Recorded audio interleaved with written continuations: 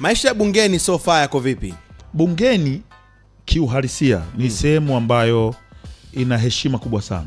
Brother, kukaa pale chini sio shughuli ndogo. Ndio. Kukaa kwenye vile viti vyekundu pale. Ndio. Sio shughuli ndogo, na ina masharti yake. Ndio. Mpaka nguo za kuvaa ukiwa bungeni.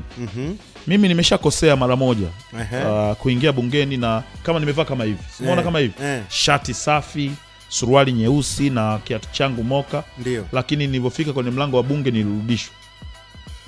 Kutokana na ulikuwa hujavaa vile inavyostahili. Bungeni mbunge anatakiwa avae suti. Ndio. Ikiwa na tai, suti ikiwa haina tai pia unabidi urudi. Ukivaa labda kwa mfano umevaa kanzu, lazima uvae na kibagarashia na koti. Ukija na kanzu bila kibagarashia na koti unarudishwa. Ndio. Huwezi kuingia na sandals. Kwa kuna masharti ya nguo, kuna kanuni za bunge. Kuna sheria zake ambazo zimewekwa namna ambavyo mbunge anatakiwa kuvaa wakati bunge linaendelea.